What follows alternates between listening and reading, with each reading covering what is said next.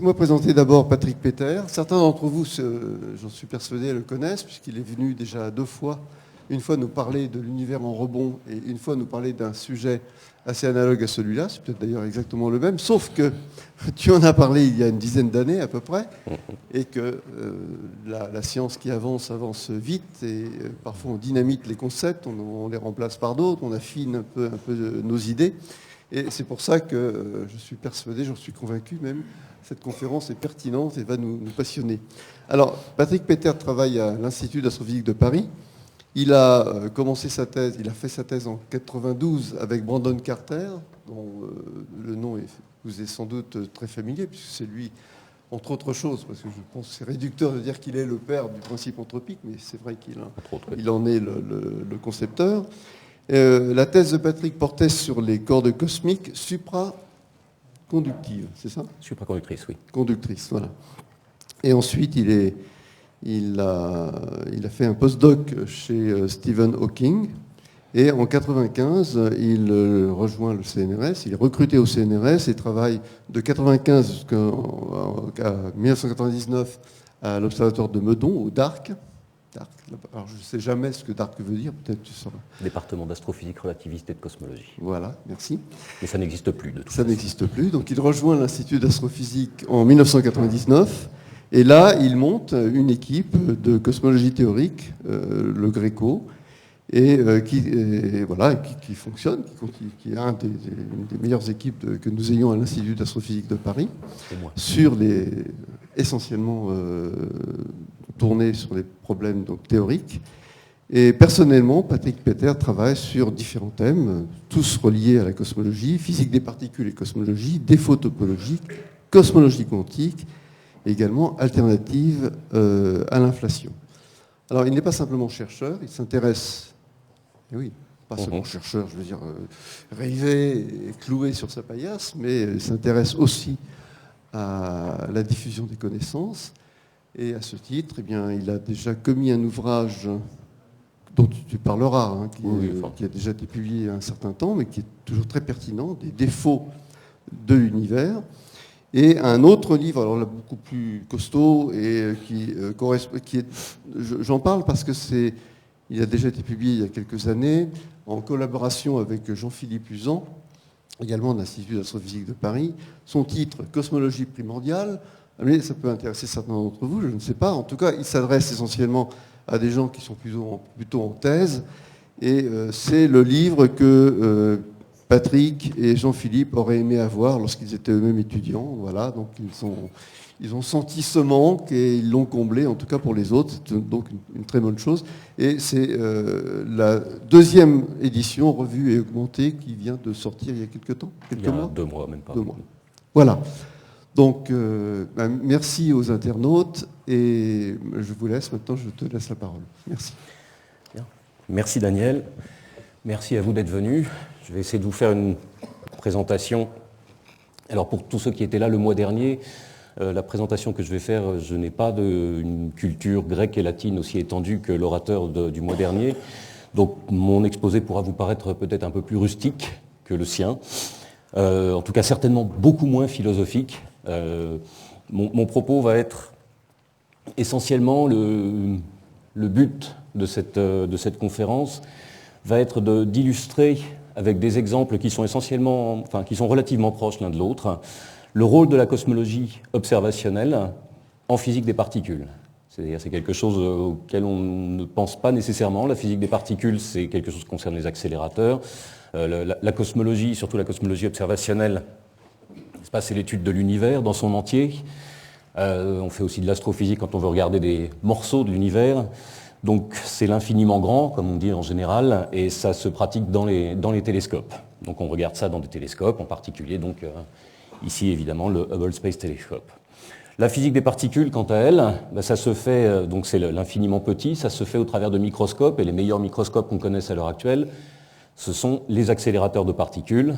Ici, le grand accélérateur du CERN, ce qu'on appelle le grand accélérateur de Hadron, dont on nous dit beaucoup de bien, et j'en reparlerai dans peu de temps. Alors, en physique des particules et en physique en général, en physique fondamentale, Je vais d'abord m'excuser parce que dans ce qui va venir, il va y avoir 2 ou 3 équations, mais rassurez-vous, ça n'est rien de grave.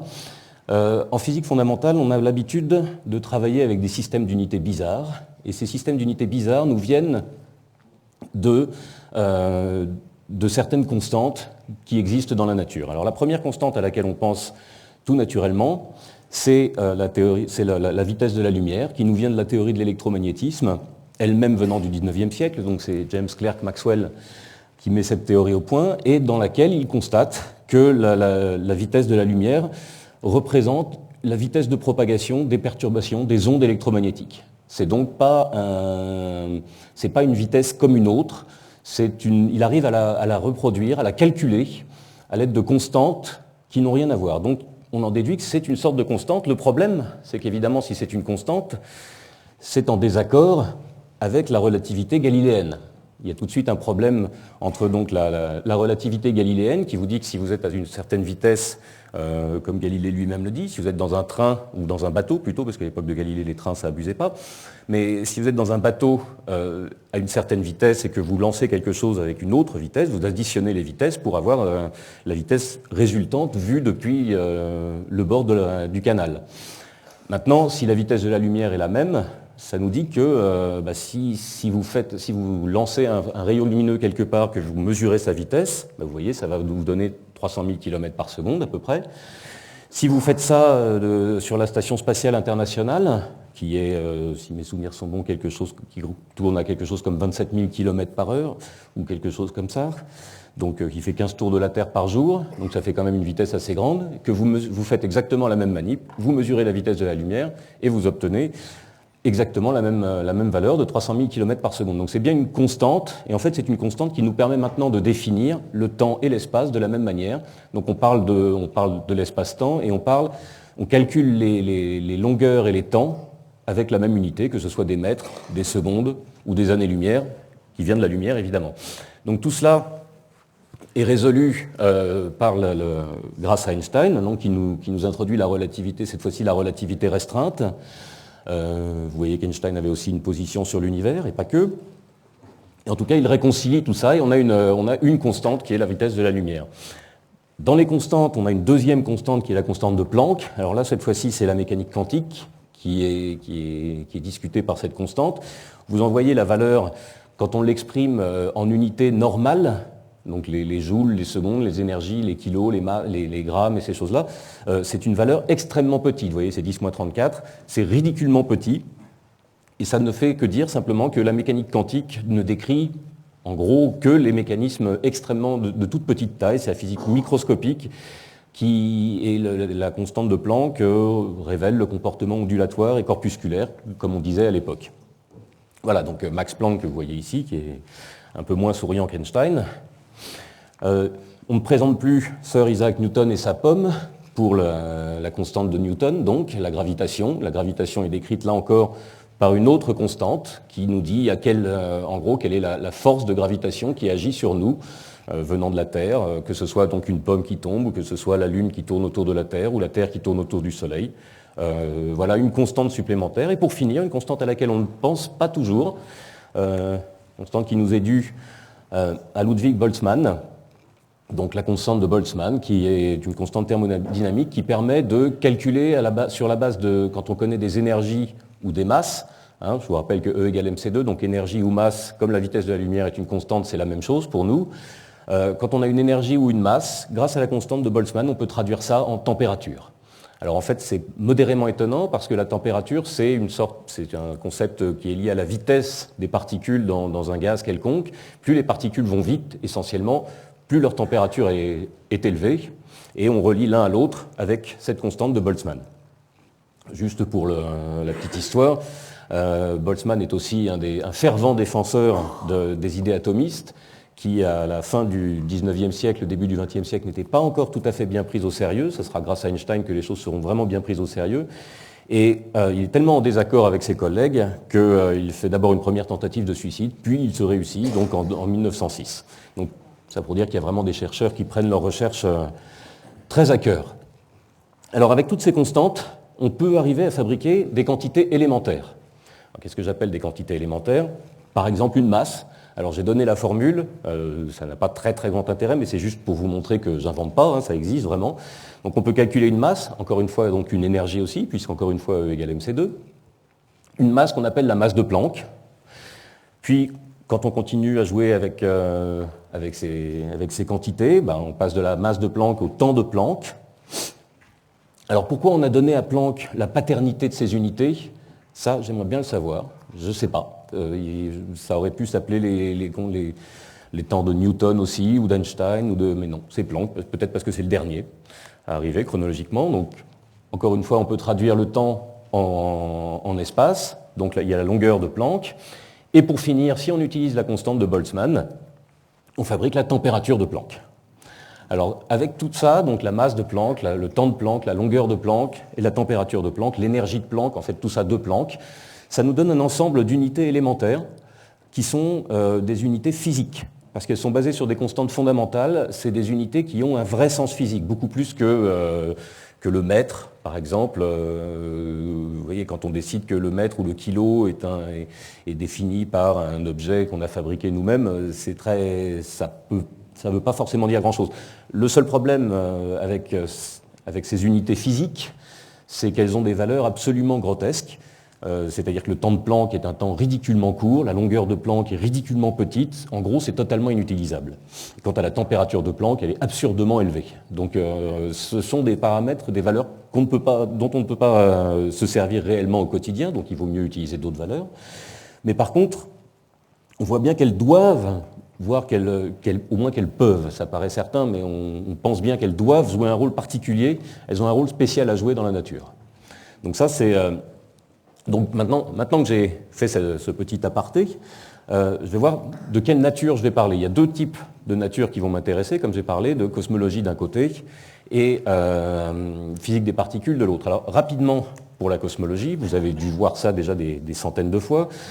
Quand vous regardez une carte du ciel, du fond, ce qu'on appelle le fond diffus micro-ondes, c'est un fond qui nous vient, un reste d'explosion, enfin entre guillemets d'explosion du Big Bang, j'y reviendrai.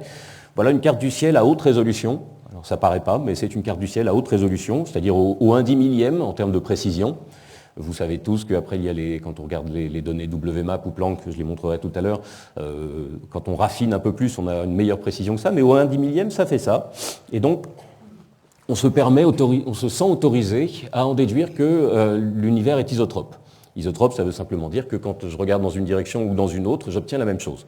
Là, ce que je représente, c'est la température, encore une fois, puisqu'on peut exprimer une température, on peut exprimer un temps, on peut exprimer une longueur, n'importe quoi. Donc la température moyenne, c'est-à-dire l'énergie moyenne des photons du fond diffus micro-ondes qui nous arrivent, en fonction de l'angle où on les observe. Donc on voit bien que c'est parfaitement isotrope. Évidemment, quand c'est isotrope, il y a plusieurs possibilités. Quand on définit l'isotropie, vous voyez, soit on peut être placé au centre de l'univers, avec un retour en force d'une sorte de version biblique de la chose, soit au contraire on peut se placer adopter un principe de médiocrité, où on est plutôt dans l'autre option, où vous voyez l'univers est essentiellement toujours partout pareil, et partout où on regarde ça donne la même chose. Vous voyez, ces deux options-là satisfont toutes les deux à l'isotropie observée. Alors, on peut s'entre-déchirer pendant des siècles pour savoir quelle est la bonne option. On peut aussi suivre l'exemple de Galilée, c'est-à-dire qu'on ne fait pas de philosophie, mais on fait des observations. On fait de la science, autrement dit, on ne discute pas, on ne s'entre-déchire pas, on décide de quelque chose, on regarde. Alors donc on regarde le ciel, en l'occurrence. Alors bon, en plus j'en profite, puisqu'on est à l'Institut d'astrophysique de Paris, si je n'étais pas capable de montrer au moins 2-3 photos d'objets qui sont obtenus, peut-être pas ici, mais enfin au moins des objets astronomiques, ça serait dommage. Donc voilà, on regarde un petit peu sur différentes échelles. Alors évidemment, quand on regarde aux petites échelles, on voit de très très fortes inhomogénéités, des galaxies, des amas de galaxies, puis on regarde sur des distances un petit peu plus grandes, on commence à voir qu'il y a de plus en plus d'objets un peu partout. Sur des distances vraiment beaucoup plus grandes, là, il commence à apparaître quelque chose d'un peu particulier. Et finalement, sur les distances les plus grandes qu'on puisse observer, on s'aperçoit que, à peu de choses près, l'univers est homogène. Sur les très très grandes distances. Donc voilà, l'univers est homogène. Autrement dit, puisqu'on a cette homogénéité, eh bien donc, j'ai dit que j'avais ces deux cas de figure possibles une fois que j'avais établi l'isotropie. Une fois que j'ai l'homogénéité, j'en ai plus qu'un. Donc voilà. La situation que l'on croit être correcte, qui est cette configuration qui est isotrope et homogène. Donc je disais donc, pour récapituler, on a l'isotropie, on a une isotropie de l'univers, qui est là, qui est bien vérifiée, à laquelle on rajoute l'homogénéité, donc qu'on vient de discuter. Donc les deux sont établis sur des bases observationnelles.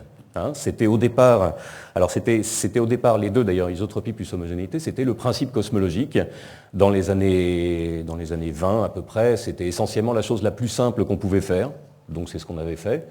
Mais a priori, ça n'avait pas lieu d'être, ça a été maintenant bien vérifié au niveau observationnel. Une fois qu'on a ça et qu'on rajoute la relativité générale, parce qu'on va décrire la gravitation, la loi de la gravitation par la relativité générale, je ne vous dis pas comment parce que ce n'est pas très intéressant, c'est des détails techniques, et bien on obtient automatiquement que l'univers est en expansion. Et ça a été observé par Edwin Hubble en 1929. Vous pouvez voir une photo d'Hubble à un temps maintenant révolu où on était autorisé à fumer dans son bureau. Maintenant, ce n'est plus le cas. Alors, qu'est-ce qu'on veut dire par l'expansion de l'univers? Alors, l'expansion de l'univers, on voit souvent, on lit souvent, on entend souvent l'idée suivant laquelle nous vivons à la surface d'un ballon qui gonfle et que, voilà, c'est ça, c'est ce qui représente l'expansion de l'univers.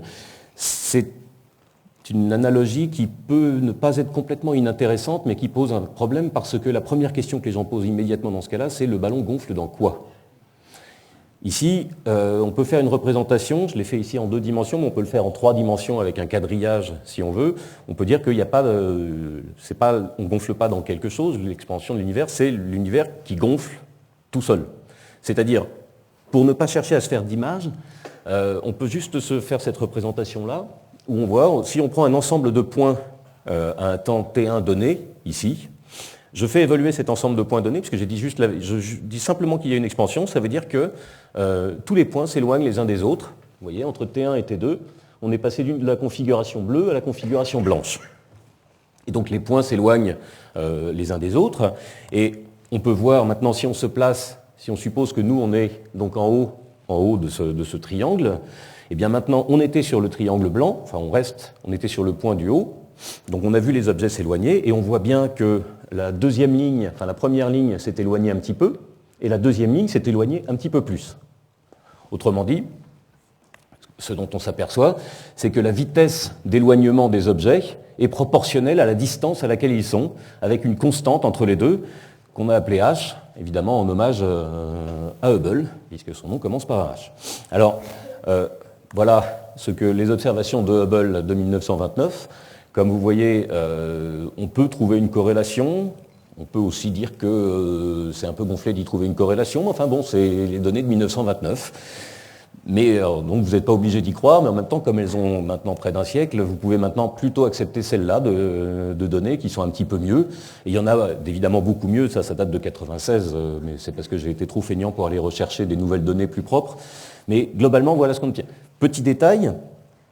J'ai dit qu'on regardait d'en haut et on voyait cette vitesse d'expansion. Si vous regardiez sur un autre coin, vous verriez évidemment strictement la même chose. Là, c'est bien le principe cosmologique, c'est-à-dire homogénéité et isotropie. Donc on voit bien, dans toutes les directions, c'est la même chose, et où qu'on soit, on voit la même chose. C'est bien ce que veut dire l'expansion. Alors, j'en profite aussi pour rappeler que l'expansion de l'univers, c'est quelque chose qui s'applique sur les très grandes échelles. On peut lire de ci, de là, des gens qui pensent par exemple qu'il y a de l'expansion dans le système solaire, des gens qui pensent que la Terre était plus proche du Soleil dans le passé parce qu'il y a eu expansion de l'univers. C'est complètement faux, bien évidemment. La Terre et le Soleil étaient à une distance qui n'est pas du tout donnée par l'expansion de l'univers. L'expansion de l'univers, c'est valable sur des distances considérablement plus grandes. Alors voilà les 3 types d'expansion possible. Alors quand on résout les équations d'Einstein, on s'aperçoit qu'il y a 3 solutions possibles, dépendant en gros de la structure spatiale, de la coupe spatiale de l'espace. Bon, c'est pas très très important. Vous voyez, il y a un univers à courbure positive, négative ou courbure nulle. Enfin bon, ça c'est pas très important. Par contre, ce qui est important, c'est de voir que toutes les courbes ici qui représentent donc les distances caractéristiques entre différents objets en fonction du temps. Et donc nous, on est le point rouge sur ces courbes. Eh bien, toutes ces distances, elles changent avec le temps. Et elles changent, comme vous le voyez, toutes de la même manière, c'est-à-dire qu'elles n'arrivent pas au même point, mais toutes, elles passent par 0. Ça veut dire que l'univers, quand on regarde, puisque l'univers est en expansion, en fait c'est très simple, hein, l'univers étant en expansion, quand on regarde dans le passé, eh bien tous les objets se rapprochent les uns des autres. Donc il devient plus petit. Autrement dit, et en plus tout ont une singularité à l'origine, j'en ai déjà parlé une fois, mais bon. Donc voilà, l'univers devient de plus en plus petit quand on remonte dans le temps. Alors, une taille plus petite, ça veut dire une densité plus grande. Si la taille est plus petite, il y a plus d'objets dedans. Alors quand il y a plus d'objets dedans, les objets se tapent plus souvent les uns dans les autres, ça veut dire qu'il y a des interactions plus fortes, plus énergétiques. Comme les interactions sont plus énergétiques, ça veut dire que les objets vont plus vite. Et comme ils vont plus vite, je vous ai dit que la vitesse était reliée à la température, ça veut dire que la température est plus élevée. Et donc, quand on regroupe tout ça ensemble, vous avez vu, jusqu'à là, on a pris vraiment la relativité générale, des observations, et puis on regarde un petit peu ce qui se passe, et on en déduit qu'il existe une histoire thermique, une histoire énergétique de l'univers. Donc on a toute cette histoire-là. Alors vous allez me dire, j'ai pris du temps pour arriver là, mais je pense que c'est important de bien situer dans quel cadre on se place. Et je reviens maintenant, puisqu'il y a une histoire énergétique, une histoire thermique, je reviens maintenant à mes constantes fondamentales, et j'ai la température de Planck. Et maintenant, pour vous dire à quel point c'est un peu curieux, c'est voilà, la température de Planck, ça va être la température à laquelle on va définir le moment du Big Bang. Donc on va dire quand la température de l'univers est égale à la température de Planck, c'est le Big Bang. Donc voilà, mettons que c'est à ce moment-là. Et maintenant, quel est le reste de l'histoire de l'univers? Eh bien c'est tout ça. Donc vous voyez qu'il y a encore pas mal de choses à voir dans l'histoire de l'univers. Alors, vous voyez que tout en haut, c'est donc aujourd'hui. Et entre aujourd'hui et le temps de Planck, l'époque de Planck, c'est à peu près 13,7 milliards d'années. Alors il y a tout un tas d'événements sur lesquels je ne vais pas m'appesantir, mais globalement, il y a quand même deux échelles qui vont être intéressantes. D'abord, la première des échelles, c'est ce qu'on mesure au LHC. Alors on nous parle beaucoup du LHC ces derniers temps, on nous parle du boson de Higgs, j'y reviendrai, que pour une raison que j'ignore là encore, on appelle occasionnellement la particule de Dieu, ça j'ai jamais compris pourquoi, mais enfin bon. On nous parle aussi au LHC de recréer les conditions du Big Bang. Comme vous pouvez voir, on en est quand même loin des conditions du Big Bang. Il reste quand même la moitié entre le Big Bang et maintenant, en échelle logarithmique, mais quand même, il reste une bonne distance à parcourir entre le LHC et le Big Bang. Mais alors, voilà, maintenant ça c'est les données, les observations de WMAP. Donc c'est la carte du fond diffus cosmologique. Quand on le regarde à une meilleure précision, c'est-à-dire au lieu d'être au 10 millième, cette fois-ci on est au 100 millième.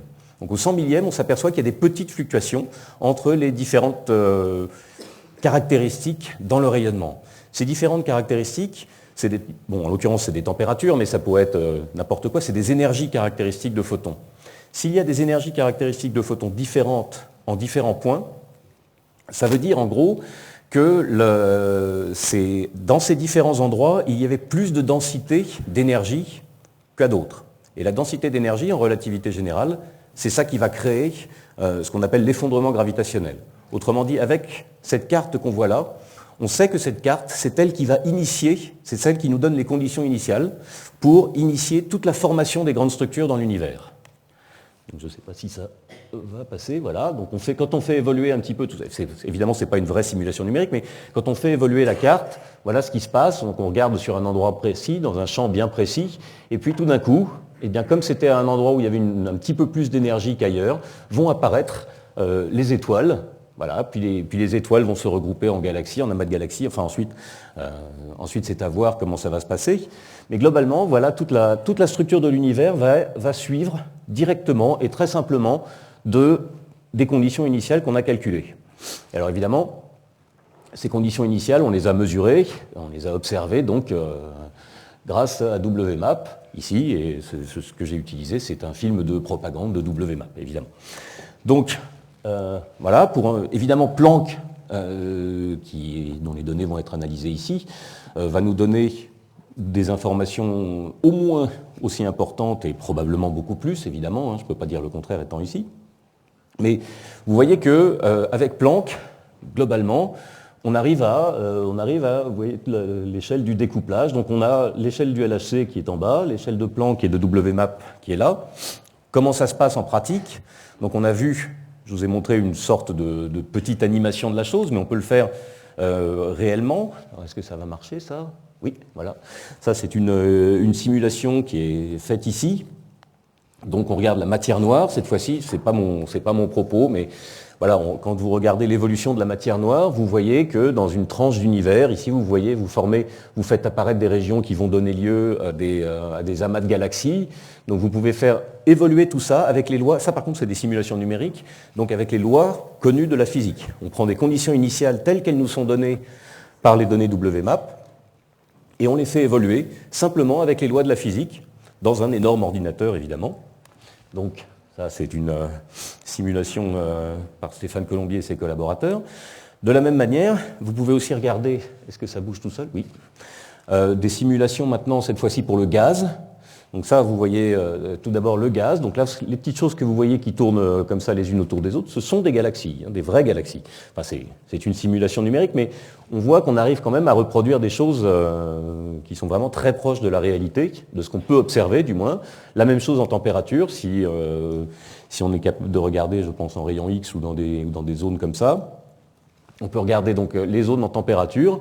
Tout ça, c'est pour pouvoir comparer ensuite aux données. On fait une simulation numérique et on la compare ensuite aux données observationnelles, c'est-à-dire quand on arrête la simulation, on regarde quelle est la distribution observée.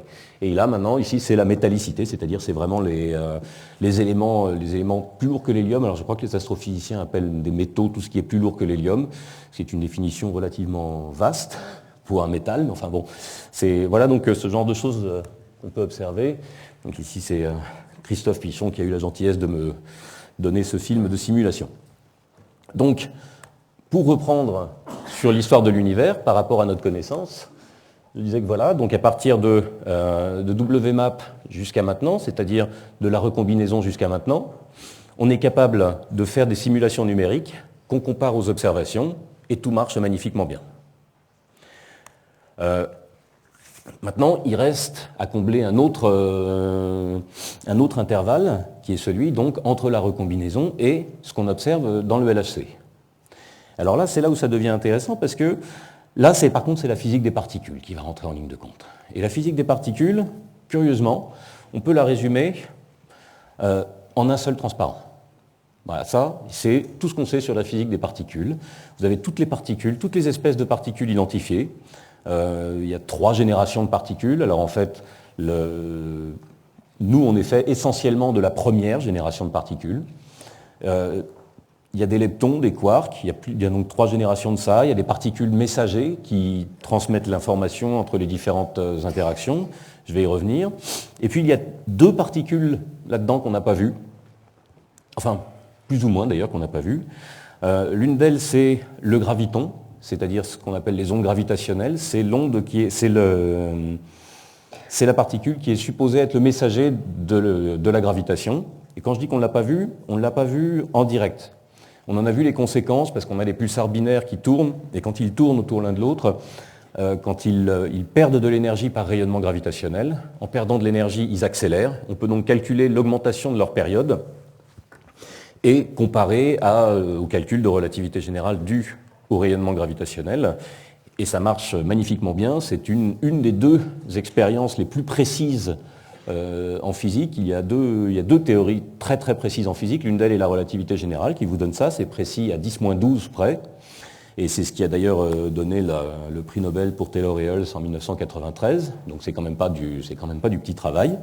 Et puis l'autre particule qu'on n'a pas vue, c'est le boson de Higgs. Donc on en entend parler évidemment au LHC.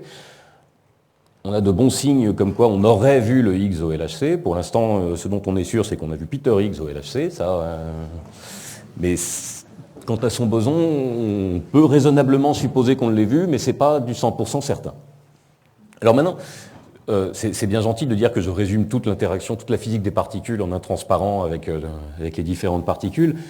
Mais qu'est-ce que ça veut dire au juste? Quelles sont ces particules et qu'est-ce qu'elles veulent dire? Donc je vais vous résumer rapidement les interactions. J'ai commencé par les 2 premières interactions que tout le monde connaît, a priori. La gravitation, donc c'est celle qui tient, comme j'ai dit, qui fait tomber les pommes sur la tête de Newton, mais qui aussi permet de tenir lié le système gravitationnel le système solaire ou ces choses-là. Il y a évidemment l'électromagnétisme. Alors, en général, chacun sait que l'électromagnétisme et la gravitation, c'est à peu de choses près la même chose.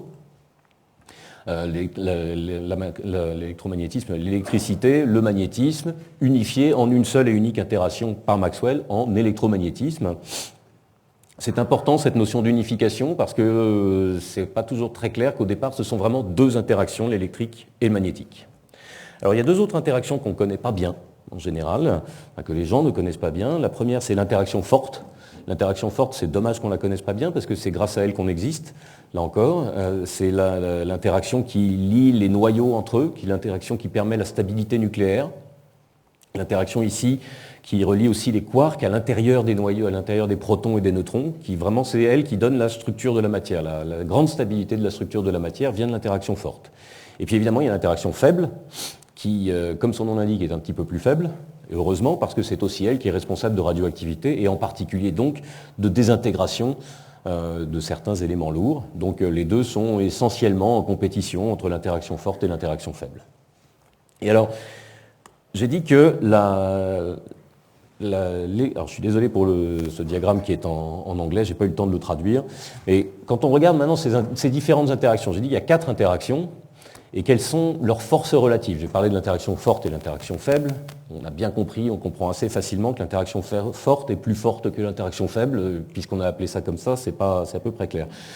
Maintenant, en fait, il s'avère que l'interaction dépend de l'énergie des particules qui interagissent. C'est souvent, enfin, c'est pas absurde de penser comme ça, mais en tout cas, c'est clairement vérifié maintenant aussi dans les accélérateurs.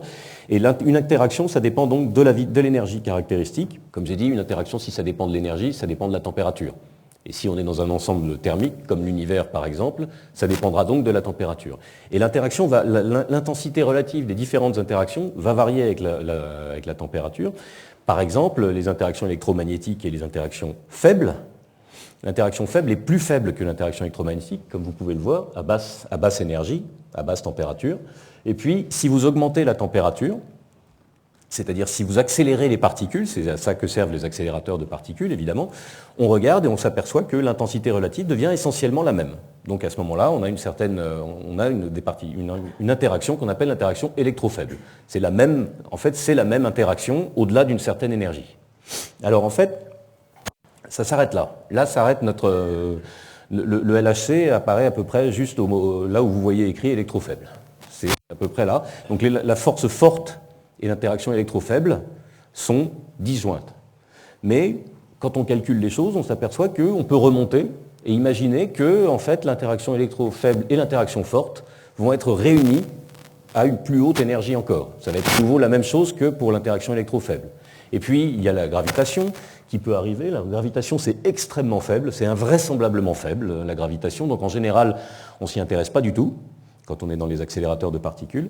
Mais si on grimpe à vraiment des énergies extraordinaires, on peut avoir une force super forte ou grande unifiée, très grande unifiée, ou je sais, généralement, les gens ont tendance à appeler ça des théories du tout, qui unifie toutes les forces, y compris la gravitation. Et par exemple, ce sera la théorie des cordes dont je vais parler tout à l'heure. Mais pour l'instant, ce qui est intéressant de voir ici, c'est qu'il y a une notion de symétrie qui rentre en jeu dans les interactions. Et je vais revenir sur des choses plus bassement terre à terre, mais comme vous le savez, quand on prend de l'eau, comme ça par exemple, ça c'est une bonne idée d'ailleurs, quand on prend de l'eau liquide, et que si vous êtes sous l'eau, vous pouvez regarder, même au niveau moléculaire, dans une direction ou dans une autre, vous verrez essentiellement la même chose. Il y a une symétrie, une très grande symétrie, qu'on appelle une symétrie par rotation. Vous pouvez regarder dans toutes les directions, vous voyez la même chose. Maintenant, quand vous faites baisser la température, ce que vous faites donc, c'est réduire la vitesse des différentes molécules d'eau les unes par rapport aux autres. Par contre, les interactions entre les molécules d'eau, elles dépendent déjà un petit peu de la vitesse, mais pas énormément, mais surtout, quand deux particules vont très vite l'une à côté de l'autre, elles peuvent se rater. Mais quand elles commencent à aller plus doucement l'une à côté de l'autre, elles peuvent avoir tendance à interagir plus fortement. C'est aussi en ce sens que les intensités relatives des forces peuvent dépendre de l'énergie, et donc de la température. Et à ce moment-là, ce qui se passe, c'est qu'effectivement, le système se bloque et atteint un nouvel état d'équilibre, qui est donc cette structure que vous ne voyez absolument pas sur cet écran, mais j'en suis désolé, mais que normalement vous devriez voir. Vous voyez les molécules d'eau qui forment le réseau qui est ici. Et ce réseau, c'est évidemment rien d'autre que de la glace. Et là, on a fait ce qu'on appelle une brisure de symétrie. C'est-à-dire que ce qui s'est passé, c'est qu'on avait une symétrie de rotation, c'est-à-dire partout où on regardait, dans toutes les directions où on regardait, eh bien, on voyait toujours la même chose. Une fois qu'on a baissé la température, vous voyez bien que suivant que vous regardez dans les directions des plans sur lesquels sont les molécules ou entre ces plans, vous ne voyez pas la même chose. La structure n'est pas la même. Donc vous avez brisé ce qu'on appelle briser une symétrie. Alors, ce qu'il faut voir en plus, c'est qu'évidemment, les plans qui sont mis les uns à côté des autres comme ça ont brisé la symétrie, mais ils auraient pu la briser dans une autre direction. C'est en ce sens qu'on retrouve la symétrie qui est quand même là.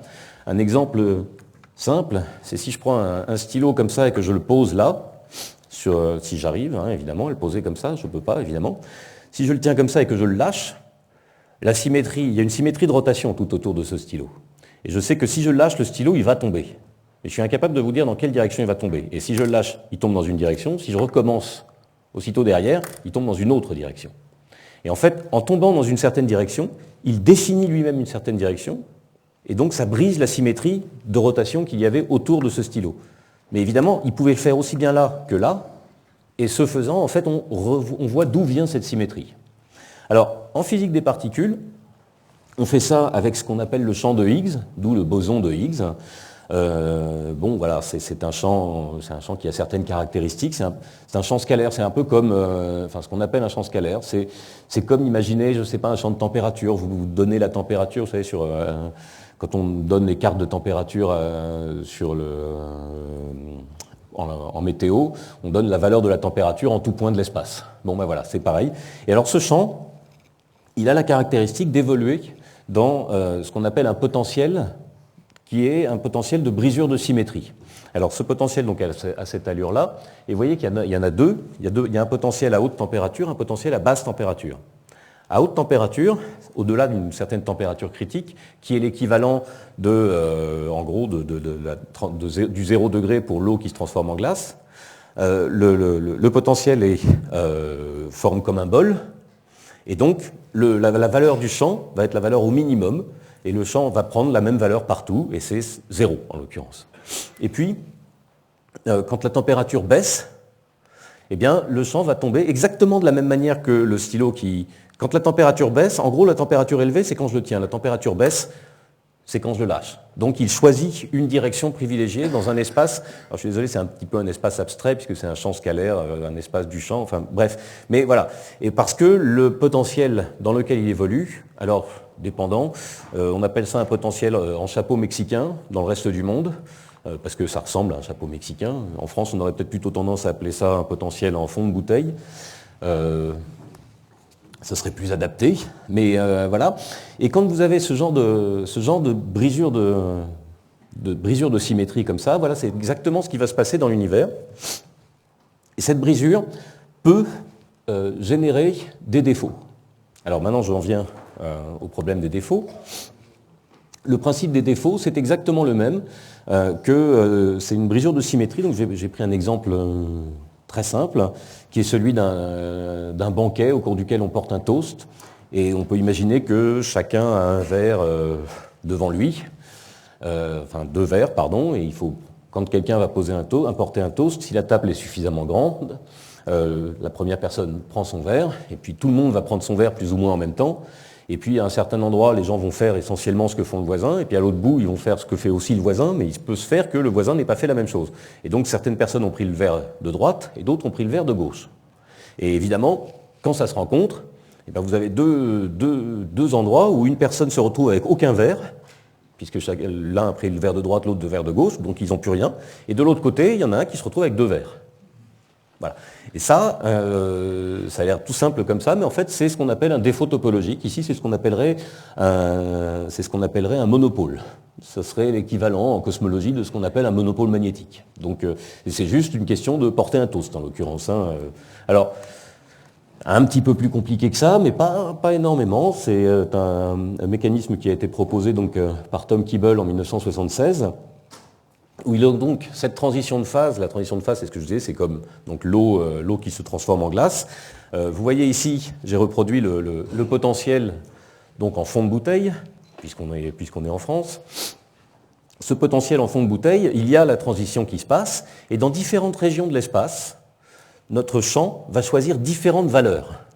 C'est ce qu'on voit dans les différents... Il existe ce qu'on appelle une longueur de corrélation, c'est-à-dire où par définition l'objet n'est plus corrélé avec lui-même sur une très grande distance. C'est dans le banquet, dans l'exemple du banquet, si vous mettez 250 personnes, il est évident que les gens ne vont pas voir quel est le verre qu'ils ont pris à une cinquantaine de personnes de distance. Donc la longueur de corrélation pour le banquet, ce sera 50 personnes. Bon, ici, ce sera des distances un petit peu plus petites. J'y reviendrai, mais je vais même y revenir dans très peu de temps.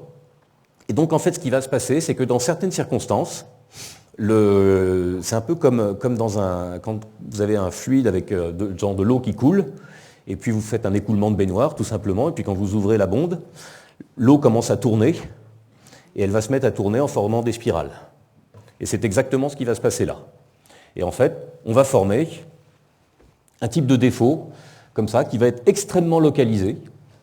Quand je dis extrêmement localisé, je veux dire par là que son épaisseur, en l'occurrence on peut la calculer, puisque c'est des objets qui nous viennent d'à peu près la grande unification, et son épaisseur est d'à peu près 10 puissance moins 32 mètres, c'est-à-dire en chiffres peut-être un peu plus compréhensibles, ce qui n'est pas très clair, que vous pouvez en mettre 100 millions de milliards dans un proton. Vous voyez, un proton, c'est pas gros. Un proton, c'est vraiment ridiculement petit.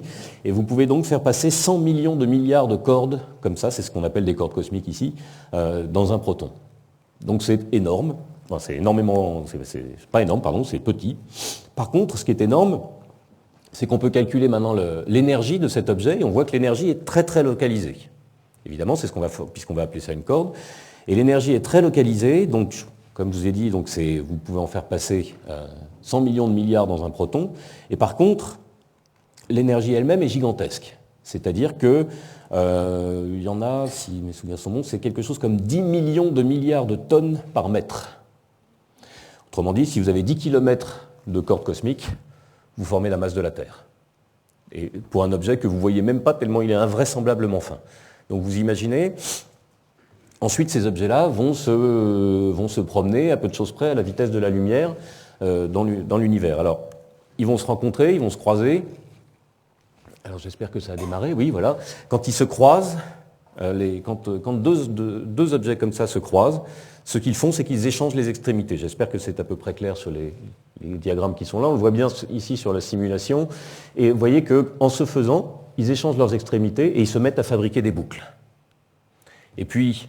On peut toujours calculer comment ça marche. Ces machins-là bougent, et comme ils bougent, ils émettent du rayonnement gravitationnel, du rayonnement de tout un tas. Vous voyez, j'ai nommé des actions ici, qui sont des particules hypothétiques. Enfin, les physiciens, théoriciens ont une mauvaise habitude ou bonne habitude, ça dépend du point de vue, d'inventer tout un tas de particules différentes, et ces objets-là peuvent toutes les rayonner. Donc on peut quand même s'en servir. Alors, un petit détail quand même. Vous pourriez avoir l'impression, avec les chiffres que je viens de vous citer, qui sont des chiffres qui viennent de la grande unification, que je dis un peu n'importe quoi et que je suis parti dans des affabulations délirantes. C'est pas impossible d'ailleurs, mais au moins, il est aussi intéressant de savoir que ces objets existent par ailleurs, alors pas avec les mêmes caractéristiques évidemment, mais dans un cristal liquide, comme celui-là, dont j'ignore les caractéristiques d'ailleurs, mais on peut faire des photos, ça c'est des photos qui ont été faites, où on voit exactement ce type de défaut. Et donc vous voyez non seulement des défauts tels qu'ils existent, et puis quand on pointe particulièrement sur deux défauts qui interagissent, et bien vous voyez qu'ils font exactement ce que je vous ai montré tout à l'heure, c'est-à-dire qu'ils échangent les extrémités, ils vont fabriquer des boucles, etc. Alors, quand vous avez toutes ces boucles qui sont fabriquées, et bien vous regardez l'évolution dans l'univers. Et l'évolution dans l'univers, ça va vous faire, l'univers, je l'ai dit que l'univers était en expansion, vous avez fabriqué des boucles et des cordes, et en fait, ce dont on s'aperçoit, c'est que le système atteint ce qu'on appelle un régime d'échelle. Le régime d'échelle, c'est-à-dire que les propriétés statistiques de toutes ces cordes, de cet ensemble de cordes cosmiques dans l'univers, c'est essentiellement les mêmes propriétés statistiques à chaque instant, juste avec un facteur d'échelle entre les différents temps. Donc une fois que vous avez compris quelles étaient les caractéristiques de ce régime au départ, eh ben, vous savez toujours ce qui va se passer. Et donc, ici, on peut faire donc une évolution numérique. Voilà, on met des conditions initiales, on considère un univers ici, c'est une partie de l'univers. Alors vous voyez qu'on a mis, c'est bien une grille, hein, et puis on a mis des cordes cosmiques dessus, au point de départ, et puis on va faire évoluer cette grille, et alors toutes les cordes qui rentrent et qui sortent par une face restent blanches, et toutes les cordes qui sont plus petites qui sont des boucles en fait plus petites, toutes complètement contenues à l'intérieur de la simulation, vont devenir rouges. Vous voyez ? Et voilà, donc on va lancer l'expansion. L'univers est en expansion ici, et le réseau de cordes se met à augmenter. Il y a les cordes blanches, il y en a de moins en moins. Les rouges, quand elles sont trop petites, elles sont supprimées du calcul parce qu'elles gênent un petit peu, sinon, mais je vous montre après ce qui reste.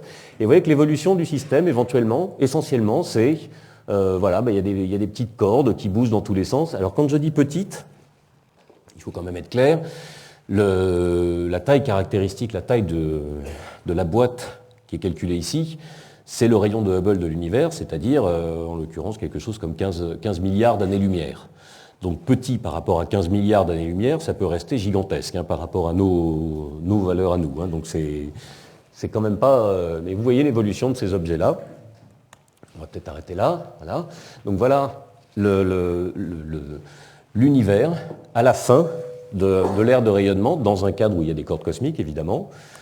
Le même à la fin de l'ère de matière. Et alors, comme je vous ai dit, c'est des objets absolument phénoménalement massifs. Et là, les vitesses caractéristiques que vous ne voyiez pas, mais c'était l'ordre de grandeur, c'était entre la moitié et 80% de la vitesse de la lumière. Donc vous avez des objets absolument gigantesques qui traversent l'univers à la vitesse de la lumière et qui sont très massifs. On s'attend évidemment à ce que ça fasse quelque chose en cosmologie, évidemment. Et ce que ça fait, en fait c'est tout à fait paradoxal, parce que ce que ça fait, c'est pas grand-chose. C'est-à-dire, aussi lourd soit-il, il faut toujours, je vous ai dit qu'il y avait des unités naturelles tout à l'heure. Et là, le lourd en question, en fait, ça représente quelque chose qui est un 100 millième de l'échelle caractéristique de Planck. C'est-à-dire une masse de Planck par longueur de Planck. Or, c'est cette échelle de Planck qui caractérise les interactions gravitationnelles. Donc là, finalement, le facteur qui va intervenir naturellement, c'est un facteur 1 100 millième, pardon. Mais c'est intéressant parce que vous vous rappellerez que sur les fluctuations que j'ai montrées, les fluctuations du fond diffus micro-ondes, elles sont très exactement à cette échelle-là. Et ça n'a rien à voir. On n'a pas du tout demandé ça pour ça, et on est tombé sur ce chiffre-là complètement par hasard.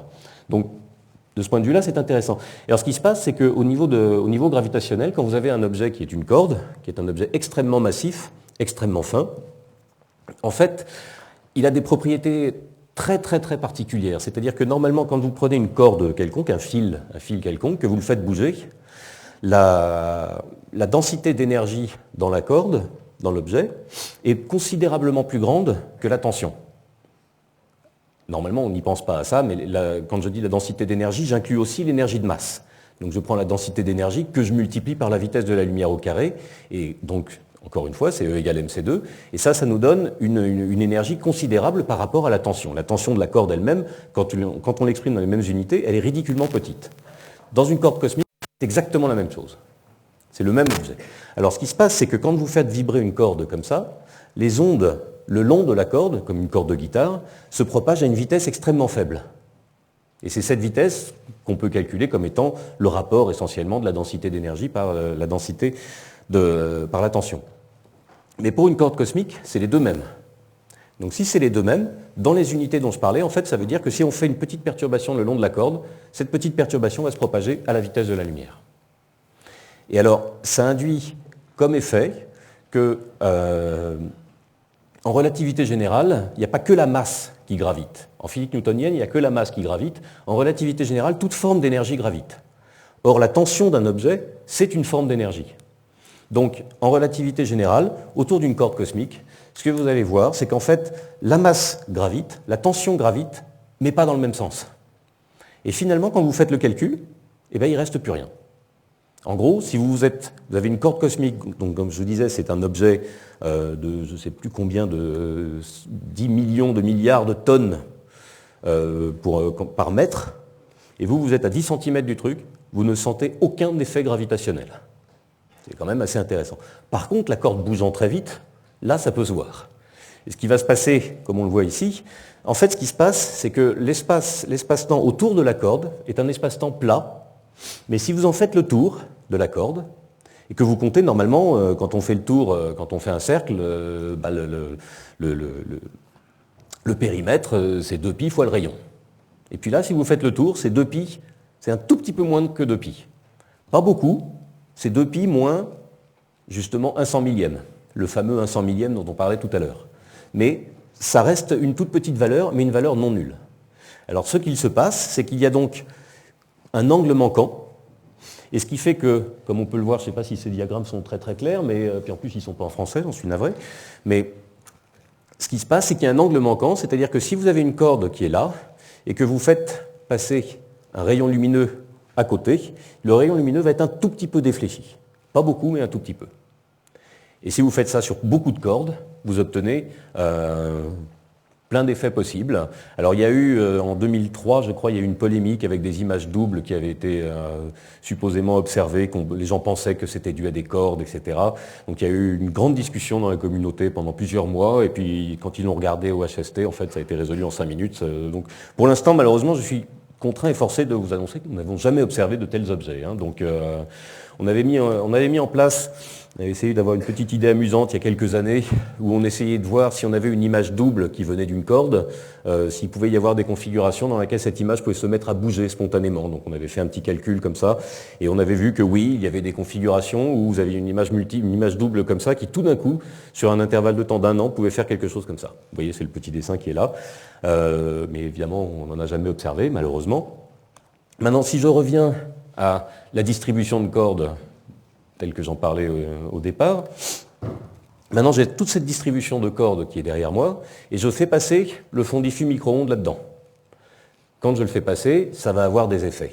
Alors, après, j'ai mis 2 diagrammes, je ne vais pas rentrer dans les détails de ces diagrammes, mais c'est juste pour vous dire qu'on peut calculer des choses avec, on peut calculer l'effet sur ces diagrammes, l'effet des cordes sur le fond diffus, et vous avez plusieurs courbes ici à comparer aux données observationnelles. Donc vous voyez les points avec les barres, ce sont les données observationnelles. Évidemment, c'est présenté de telle manière à vous donner l'impression que c'est mieux avec des cordes que sans. Mais c'est quand même relativement vrai. Dans l'état actuel des choses, évidemment, tout cela sera totalement clarifié par Planck, on peut l'espérer tout au moins. Alors, de toute façon, les données viendront d'ici peu. Alors, je vais revenir sur la physique des particules, parce que la physique des particules, je vous ai dit donc que je pouvais toute la résumer en un transparent, qui va être essentiellement celui-là. Et comme je vous ai dit, on peut calculer les intensités relatives des interactions. Donc c'est ce nouveau diagramme qui est là. On calcule les intensités relatives des interactions, et on se dit, quand on monte à très haute énergie, on a une seule et unique interaction, parce que les intensités relatives sont toutes les mêmes. Je vous ai un petit peu menti en faisant ça, parce que comme vous le voyez, quand on fait réellement le calcul, c'est vrai que ça arrive à peu près au même niveau, mais c'est quand même pas tout à fait vrai. Alors c'est pour ça qu'il y a des gens qui ont proposé une nouvelle sorte de symétrie, ce qu'on appelle une supersymétrie. Je vais avoir du mal à rentrer dans ces détails-là, mais une supersymétrie, c'est une symétrie entre 2 types de particules, entre des bosons et des fermions, ce qu'on appelle. Bon, mais c'est pas important de toute façon, mais il y a un nouveau type de symétrie qui, quand on la rajoute, et qu'on recalcule toutes les choses, ça nous donne ce nouveau diagramme. Donc, et ce nouveau diagramme, lui, il montre très clairement qu'il pourrait y avoir une unification, elle, parfaitement bien réussie, pourvu qu'il y ait cette nouvelle symétrie.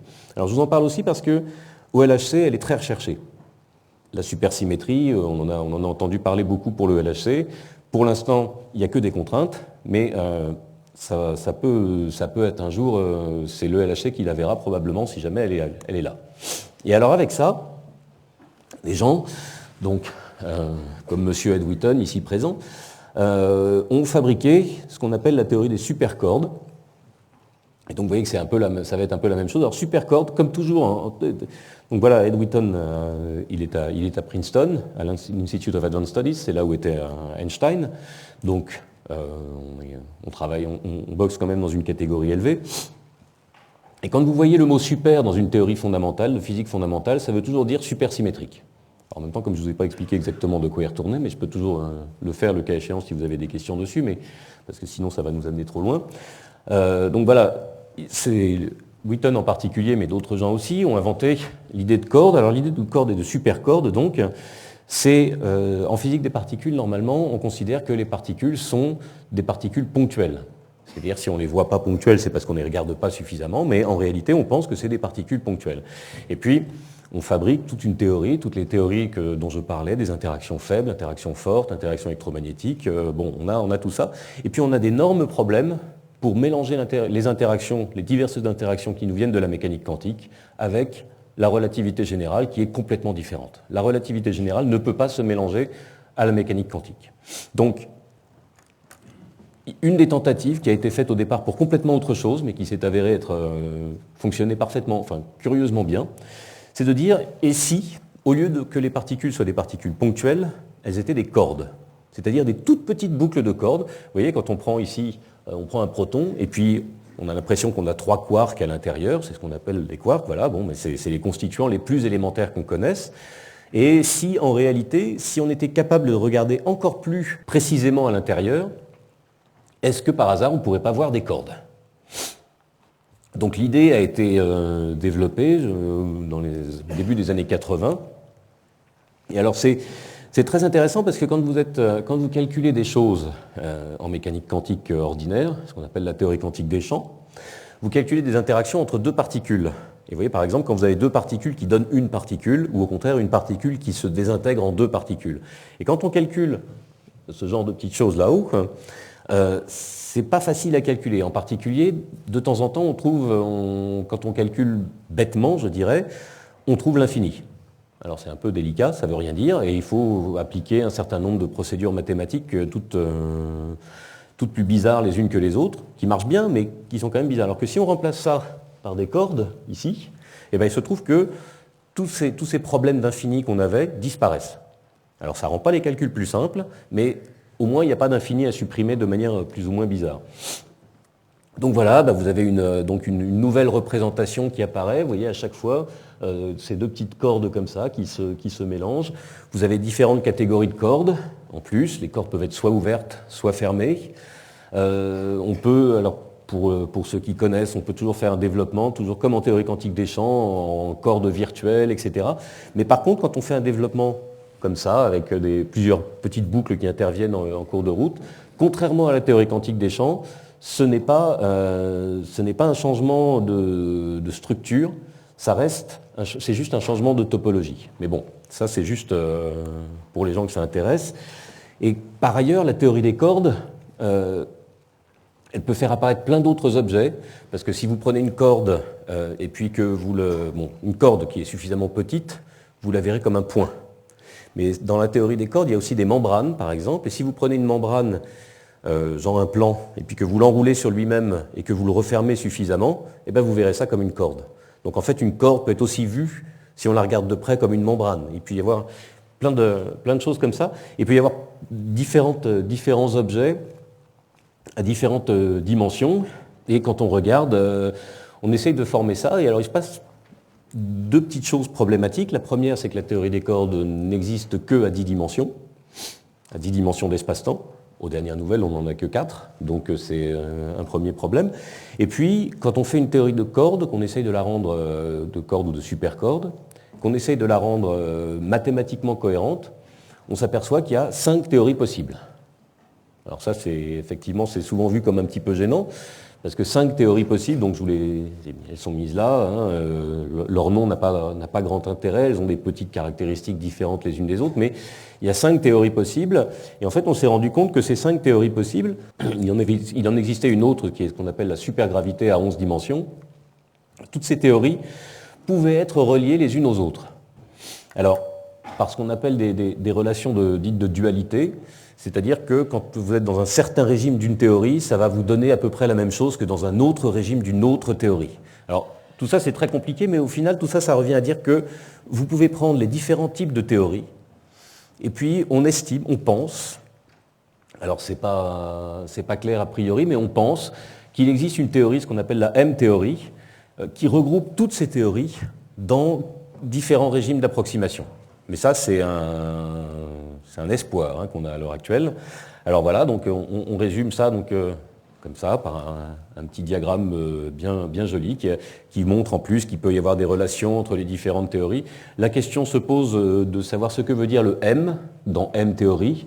On a souvent les gens qui nous disent que ça veut dire de la mystère, ou membrane, ou n'importe quoi. Une autre hypothèse qu'on entend souvent, c'est que le M, quand vous l'inversez, ça va vous donner un W, qui serait l'initiale de Wheaton, dont je parlais tout à l'heure. Bon, c'est possible, après tout. En tout cas, voilà l'état de l'art. Je ne vais pas rentrer dans plus de détails, je voudrais juste une petite anecdote amusante. C'est voilà, les dimensions supplémentaires, il y en a 6, comme je vous ai dit. On a besoin d'avoir 6 dimensions. Et alors, pour gérer ça, comme on n'en voit que 4, ou 3 dimensions d'espace, il faut 6 dimensions de plus d'espace aussi. Et alors là, le truc, c'est qu'il y a plusieurs possibilités. Donc en fait, l'idée qu'on va faire, c'est qu'on va considérer que ces dimensions sont compactes, c'est-à-dire qu'en chaque point de l'espace-temps, on va dire qu'en réalité, il existe un tout petit espace interne de dimensions supplémentaires à 6 dimensions. Alors, on peut illustrer ça avec si on avait 2 dimensions supplémentaires, par exemple, en prenant une structure soit en termes de boule, donc une dimension supplémentaire qui peut vous servir de ballon de foot ou de rugby, parce que c'est de toute façon la même chose, topologiquement c'est équivalent. Vous pouvez faire ça comme ça, mais vous pouvez le faire aussi avec une autre structure, qui est par exemple un tore. Et là vous voyez, je vous ai mis 2 dimensions supplémentaires, soit une boule, soit un tore, qui n'a pas la même topologie, et en chaque point de l'espace, vous associez 6 dimensions supplémentaires. Bon, là vous pouvez faire des chambres à air aussi, il y a des usages. Quand vous êtes à 6 dimensions supplémentaires, c'est plus ennuyeux. Voilà l'exemple des objets que vous avez, c'est ce qu'on appelle des variétés de Calabi-Yau, du nom des gens qui les ont inventés, qui ont des structures absolument abominables, comme vous pouvez voir. Je ne sais pas trop à quoi ça peut servir, par contre. Et alors ces objets-là, ils sont extrêmement compliqués, et surtout, il y en a beaucoup. Quand je dis beaucoup, c'est que voilà, il y a une théorie qu'on appelle du landscape, enfin du paysage, qui nous dit que, en fait, j'ai dit qu'il y avait essentiellement une théorie, avec 5 ou 6 représentations possibles, mais au final, quand vous voulez faire des calculs, vous n'avez pas besoin de savoir quelle est la théorie, vous avez besoin de connaître tous les détails de la théorie. Et là, il vous faut donc dire quelle est la forme des dimensions compactes. Et là, manque de chance, il y a énormément de possibilités. Comme je l'ai dit, il y a à peu près 10 puissance 500 possibilités. Et là, vous partez d'une théorie qui était essentiellement unique, et vous arrivez à 10 puissance 500 théories. Pour savoir laquelle est la bonne, ça ne va pas être facile. Il faudrait tout calculer dans toutes les théories et comparer ensuite à ce qu'on observe. En gros, on perd beaucoup de prédictivité. Ce n'est pas très simple d'utiliser ça. C'est possible, il y a certainement des... Pour l'instant, on n'a pas encore tout compris, et moi encore certainement moins que d'autres, mais il y a quand même beaucoup de complications. Maintenant, en fait, ces vides différents, ils permettent d'apporter une solution aux problèmes qu'ils posent eux-mêmes. Parce que il y a des dimensions supplémentaires comme ça, ces dimensions, elles sont évidemment toutes petites, mais elles ne sont pas forcément si petites que ça, paradoxalement. Or, quand on fabrique des cordes, la corde, elle bouge dans tout cet espace. La corde, elle est toute petite et elle voit vraiment toutes les dimensions supplémentaires. Mais quand elle va bouger dans les dimensions supplémentaires, vue de l'extérieur, elle va rester une corde, mais plus légère. Curieusement, on ne va la voir que comme un effet de projection. On aura l'impression qu'elle est beaucoup plus légère que ce qu'elle est. Et du coup, on va la voir, on peut éventuellement la voir comme une corde cosmique. Exactement de la même manière. Avec des petites différences entre les deux. Donc on va pouvoir la voir essentiellement comme une corde cosmique. Et donc tout ce que je disais préalablement sur les cordes cosmiques, qui viennent de la physique des particules plus ordinaires, à plus basse énergie, on les retrouve exactement dans les supercordes. Et on peut ensuite avoir une possibilité qui est de considérer que les supercordes soient visibles en tant que cordes cosmiques. Et si c'est le cas, alors là, il y a même des gens qui ont été jusqu'à dire qu'observer une corde cosmique serait une vérification de la théorie des cordes. ce qui me paraît un tout petit peu abusif, parce que la théorie des cordes, il y en a beaucoup plus, former des cordes cosmiques peut arriver dans tout un tas d'autres contextes, mais l'avantage, je m'excuse pour le côté un tout petit peu rébarbatif de la fin, mais l'échelle d'énergie qu'on calcule peut être, vous voyez, elle est calculable sur environ 30 ordres de grandeur. Donc ça peut être soit des cordes cosmiques totalement invisibles parce que beaucoup trop légères, soit des cordes cosmiques trop lourdes et donc déjà incompatibles avec les données, déjà exclues avec les données, comme les deux cas montrent. Et alors, en fait, ça reste quand même une possibilité. Et donc, je pense qu'on peut raisonnablement espérer que l'observation, les meilleures observations, en particulier donc celles qui vont être faites par Planck, pourront nous apporter des informations aussi bien sur les cordes cosmiques dont je parlais au préalable, que peut-être sur les supercordes, si les cordes cosmiques qu'on observe ont certaines caractéristiques très particulières qui sont liées à ça. Alors, tout ça, évidemment, il faudrait rentrer dans beaucoup plus de détails que je n'ai eu le temps de le faire, mais j'espère vous avoir convaincu que, vous voyez, la physique des particules et la cosmologie observationnelle telle qu'on la fait maintenant, peut apporter énormément, peut apporter autant, voire plus, que la physique sur accélérateur, et que bon, on attend maintenant avec impatience les résultats de Planck, et je vous laisse avec ces images du satellite Planck qui est actuellement en train de prendre des données. Je crois qu'il a fini de prendre des données. J'en profite pour vous donner les références d'un petit livre donc, que j'ai commis qui résume un petit peu aussi ce que j'ai dit ici pour une version un peu plus ancienne puisqu'il date maintenant de 2003, je crois. Et je vous remercie de votre attention.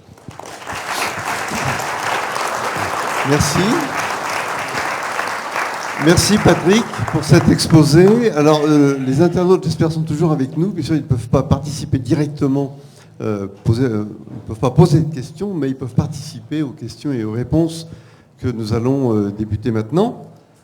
Donc je laisse la parole à la salle, si une main se lève, poser une question. Voilà. Je n'ai pas une, c'est une foultitude, mais enfin je vais essayer de vous poser celle qui me préoccupe vraiment.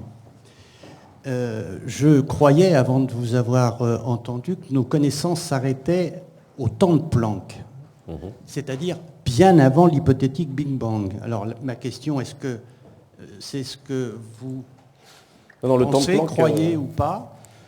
Non, le temps de Planck représente en effet, le temps de Planck, l'énergie de Planck, tout de Planck, représente la limite de nos connaissances. En fait, ça représente même moins que la limite de nos connaissances, parce qu'on ne sait pas ce qu'il y a à cet endroit-là. La limite de nos connaissances, c'est à quelques ordres de grandeur au-delà du temps de Planck, quand même. Le temps de Planck, ça correspond essentiellement à ce qu'on pense être le Big Bang. En fait, le Big Bang est défini essentiellement comme il y a le Big Bang, la singularité, quoi que ça veuille dire. Ça, on ne sait pas ce que ça veut dire, mais il y a un certain moment où les distances caractéristiques dans l'univers sont de l'ordre de la longueur de Planck, la température est égale à la température de Planck, tous les objets vont pratiquement à la vitesse de la lumière, etc. etc. En fait, le Big Bang est essentiellement défini par la température de l'univers est égale à la température de Planck.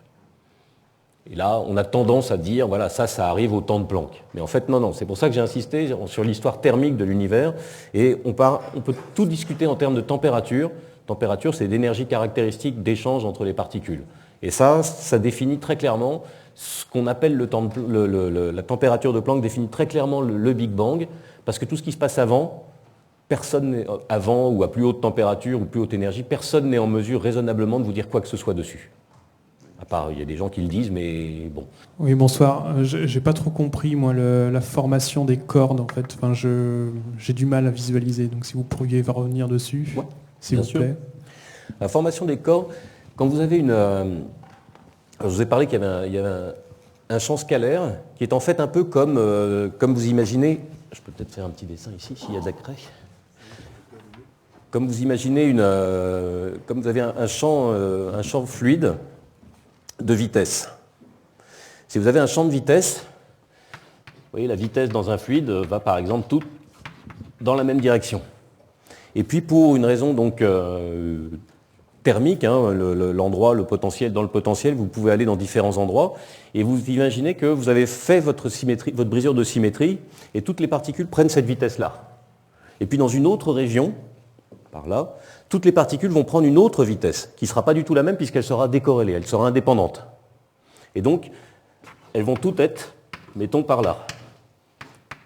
Et puis vous voyez que quand vous regardez sur l'ensemble de tout l'univers, par là, vous aurez peut-être que des particules par là, et puis là, vous aurez que des particules par là. Et vous voyez qu'au milieu, ce qui va se passer ici, là, vous aurez un endroit où la vitesse va être pas bien définie. Ça, c'est ce qui se passe quand vous formez un tourbillon, typiquement dans une baignoire qu'on débouche. Dans l'univers, il va se passer exactement la même chose. Je vous ai dit avec le champ là en question, qui part de là, et puis, alors je suis désolé, je ne suis pas très très bon en dessin, hein, bon, mais voilà, vous avez ce potentiel donc en fond de bouteille, et donc lui il peut aller là, là, là ou n'importe où. Et ça va être exactement la même chose dans l'univers. Donc ici, dans cette région-là par exemple, le champ va aller, mettons ici. Et puis là, dans cette autre région, il va aller là. Et puis il va suivre comme ça, et quand vous faites le tour complet, ce qui va se passer, c'est que le champ ici va faire le tour complet du minimum, là où il a le droit d'être. Et ce qui veut dire que quand vous faites le tour et que vous regardez ce qui se passe, c'est pareil qu'une petite flèche. Donc quand vous faites le tour, eh bien, la flèche tourne de plus en plus vite autour d'un certain endroit, et il y a forcément un endroit à l'intérieur où cette flèche, où la direction dans laquelle vous tournez n'est plus définie. Donc ça veut dire qu'au lieu d'être sur le minimum qui est là, vous êtes sur le maximum là-haut. Vous êtes obligé d'être bloqué là-haut. Et quand on est bloqué là-haut, en fait là, le potentiel ici, c'est de l'énergie. Donc il y a de l'énergie ici, donc il y a un tube ici où il y a de l'énergie. Évidemment, parce que ça, je l'ai dessiné à 2 dimensions, parce que je ne sais pas dessiner à 3 dimensions, mais évidemment, ça se projette dans la 3e dimension. Et c'est comme ça que vous fabriquez une corde. J'espère que c'est un petit peu plus clair. Est-ce que tu pourrais nous donner quelques indications de la manière dont Planck, par exemple, pourra mettre en évidence ou pas l'existence d'une corde? Parce que je présume, tu as donné l'exemple des étoiles, mais je présume que, oui, que tu attends avec impatience les données de Planck. Donc, absolument. Voilà. Alors si on peut revenir sur l'image de WMAP ou pas, j'en sais rien, mais quel va être quel va être le signal ou le type d'analyse qu'il va falloir faire pour se dire, voilà, il y a des cordes? Alors on peut faire une petite analyse, petite non, mais on peut faire une analyse très très précise, où on voit l'image va donner une sorte de discontinuité. C'est-à-dire qu'on va regarder, quand j'ai dit si vous avez une corde qui passe quelque part par là, et vous avez la lumière qui arrive derrière, la corde elle bouge, hein, je vous ai dit, à une vitesse qui est de l'ordre de 80% de la vitesse de la lumière. Donc c'est quand même assez rapide. Et vous avez la lumière qui arrive derrière. Donc ça c'est la lumière du fond diffus micro-ondes. On voit la lumière qui est là, et nous, on est là. On observe le fond diffus micro-ondes ici, et la lumière traverse. Alors, quand la lumière passe à côté de la corde, dans une certaine région de l'espace, mettons, on regarde ici, voilà un champ qu'on observe. Et la corde traverse comme ça. Quand la lumière passe d'un côté, elle voit la corde passer à une certaine vitesse, mettons que la vitesse de la corde, c'est comme ça. Hein. Quand la lumière passe d'un côté, elle voit la corde s'éloigner d'elle. Quand la lumière passe de l'autre côté, elle voit la corde s'approcher d'elle. Et là, il se passe un effet qui est type comme l'effet Doppler, qui est le changement de fréquence. Vous savez, quand on entend passer un train qui arrive, la fréquence augmente puis diminue après. Et bien, c'est exactement la même chose, la fréquence va augmenter puis diminuer. Mais comme je vous ai dit, la fréquence, c'est essentiellement un temps, c'est le nombre d'oscillations par un intervalle de temps. Donc une fréquence, c'est comme si c'était un temps, mais si c'est un temps, c'est comme si c'était aussi une énergie. Et comme c'est une énergie, c'est aussi une température. Et les cartes que je vous ai montrées, c'est des cartes de température. Donc en gros, vous allez voir dans l'espace une température telle qu'on l'observe, une température T1 ici et puis T2 ici. Donc ça va être 2 températures différentes. Et il se trouve que vous pouvez calculer la différence de température, hein, la variation de température par rapport à la température ordinaire, et bien celle-là va être proportionnelle, pardon, excusez-moi, je m'emballe, cette différence de température va être proportionnelle à la masse de la corde et sa vitesse. Et donc, en regardant de manière très très fine et très précise les images de Planck, on peut voir de temps en temps des discontinuités sur des très très petites distances, sur des très très petites distances angulaires. Et là, on peut espérer voir des sauts de température. Si on revient, excusez-moi d'insister un peu là, mais si on revient sur l'image de WMAP que tu nous as montrée, où je ne sais pas si c'est WMAP, oui, je crois. Oui, c'était WMAP. Là, par exemple, est-ce qu'il y aurait des... Est-ce qu'il faut que ce soit beaucoup plus fin que ça? Il faut que ce soit plus fin.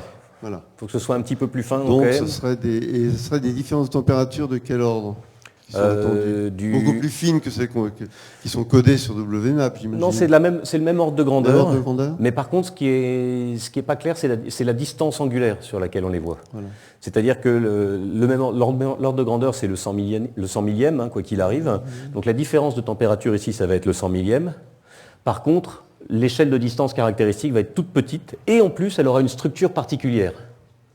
C'est-à-dire que de là à là, ça sera essentiellement constant dans une direction avec le saut dans une autre direction. Donc ça, en grosso modo, ça dessine des cordes finalement. En gros, ça dessine les cordes, exactement. Voilà. Oui. La disparité entre matière noire et théorie des cordes. Alors la matière noire, il y a beaucoup d'idées pour essayer de comprendre ce que ça peut être. Je résume pour les gens qui ne savent pas, quand on regarde l'expansion de l'univers et qu'on essaye de le remplir, l'univers, avec de la matière telle que celle qu'on connaît, on s'aperçoit que ça ne suffit pas. Et quand on regarde, on compte, en gros, hein, on comptabilise toutes les étoiles, les galaxies, les amas de galaxies et ces choses-là, qu'on calcule la somme de toutes les masses qu'il y a là-dedans, on arrive à quelque chose comme 5% de la masse de l'univers. Donc autrement dit, il y a 95% de la masse de l'univers qui n'est pas de ça. Et donc une grande partie de cette masse manquante est probablement, on estime, sous forme de matière noire. Et la matière noire, donc on ne sait pas ce que c'est. On estime probablement que c'est constitué de particules, typiquement des particules supersymétriques, dont j'ai parlé tout à l'heure. Et dans ce cadre-là, ce serait très naturel, la théorie des cordes prévoirait très naturellement une certaine composante de matière noire. Maintenant, comme je vous ai dit, la théorie des cordes, c'est 10 puissance 500 possibilités.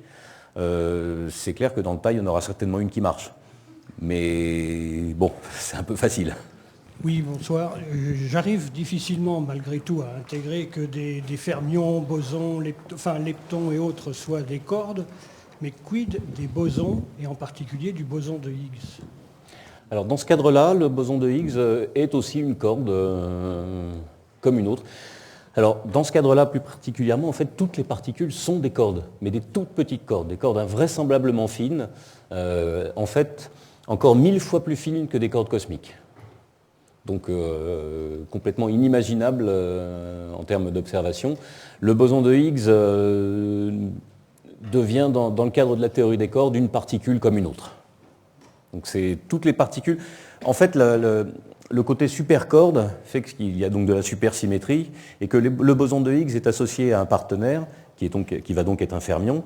Et ces partenaires, comme les particules elles-mêmes, peuvent être vus comme des oscillations sur les cordes. Donc vous avez des toutes petites cordes qui vibrent d'une certaine manière.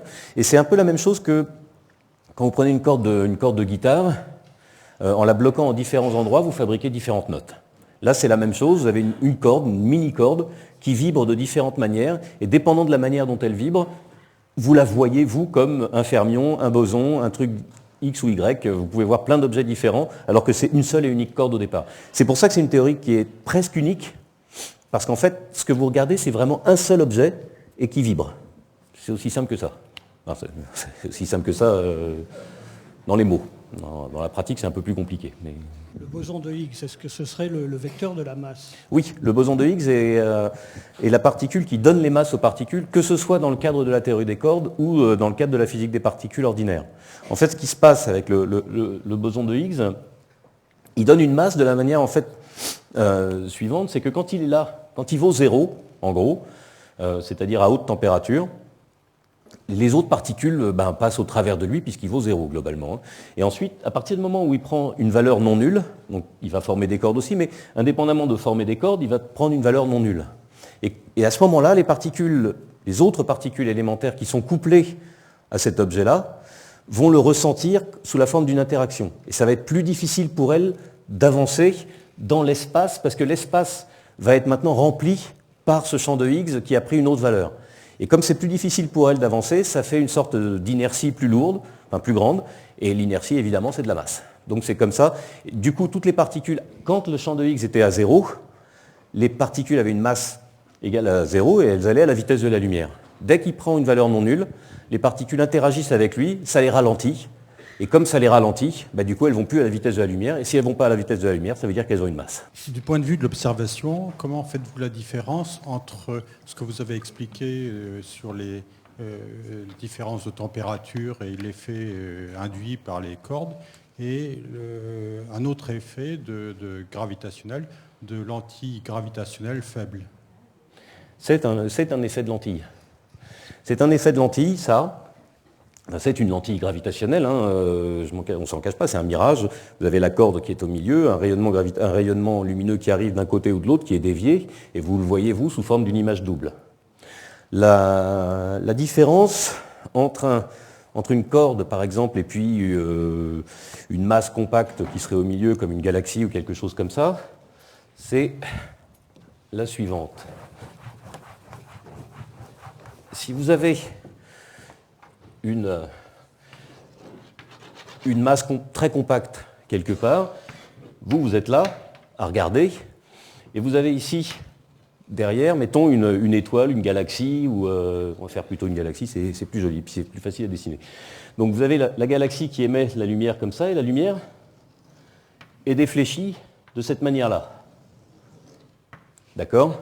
Donc quand vous regardez dans le ciel, ce que vous voyez, c'est la lumière qui vient de là, et puis de toutes les autres directions. Ce que vous voyez, c'est un arc, un anneau essentiellement. Vous allez voir un anneau comme ça. C'est ce qu'on appelle des anneaux d'Einstein ou des arcs d'Einstein. Maintenant, ça c'est vrai quand c'est une grosse structure de taille compacte finie. Si à la place de ça, vous avez une corde qui passe, eh bien il n'y a plus que ces deux rayons lumineux-là qui arrivent. Il n'y en a plus que deux. Et donc là, vous voyez une image double. Donc vous voyez juste deux images. Alors vous pouvez aussi dire que c'était peut-être une petite structure ici, moins étendue, où on n'a pas vu l'arc en entier, on a juste vu deux particules.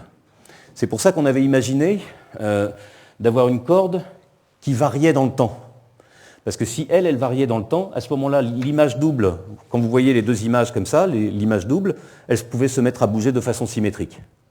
Et pour que ça bouge de façon symétrique, on parle de distances qui sont cosmologiques. On avait une variation qui pouvait être de l'ordre de l'année, alors que c'était des distances cosmologiques. Ça, c'est strictement impossible si ce n'est pas une variation le long de la corde. Donc en fait, c'est un effet de lentille, mais en gros, ce que je suis en train de vous dire, c'est que dépendant de l'image que vous allez obtenir, vous pouvez reconstruire la source. Et la source, c'est soit une corde, soit un amas de galaxies, soit une galaxie, soit quelque chose comme ça. Oui.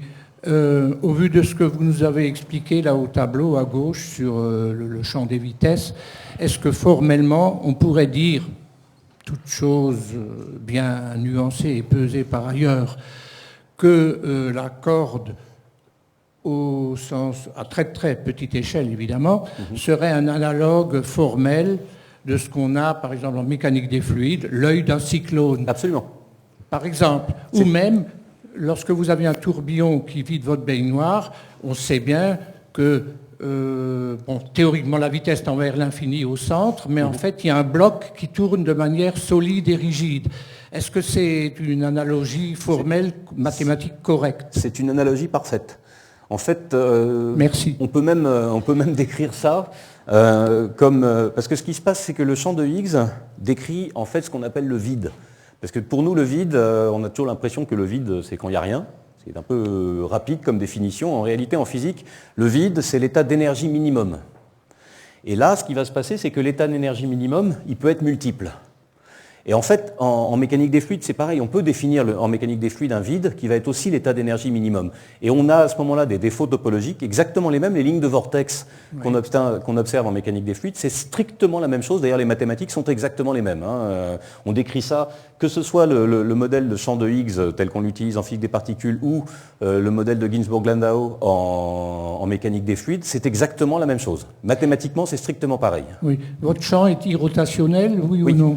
Justement, c'est ce qui fait apparaître les défauts. Est-ce que tu peux dire un mot sur la difficulté que rencontre le problème de l'énergie du vide dans la théorie de la supersymétrie? Oui, je peux. Tu peux? Tu le peux. Bravo. Les théories supersymétriques, on se scie de bien qu'elles disent que l'énergie du vide est exactement zéro. C'est-à-dire que, bon, comme il existe cette symétrie entre particules d'un certain type et particules d'un autre type, l'énergie du vide, pour que cette symétrie soit respectée, doit être exactement 0. Alors, le problème de l'énergie du vide, c'est un problème double. Il y a un problème qui est donné d'abord, qui est la mesure de l'énergie du vide, qui est ce qu'on appelle le problème de la constante cosmologique, où on mesure une accélération de l'univers, qui est donnée par une certaine valeur, une accélération très faible, mais qu'on peut mesurer. Et d'un autre côté, ça c'est la cosmologie. Toujours pareil, cette application, ce déplacement entre la cosmologie et la physique des particules. Et la physique des particules, elle, quand on calcule des choses, on peut calculer, comme j'ai dit, on définit le vide comme l'état d'énergie minimum. En physique des particules, c'est pas gênant. Parce que ça peut être n'importe quoi, de toute façon c'est l'état d'énergie minimum. Et ce qui nous intéresse, c'est les particules, c'est les excitations sur le vide.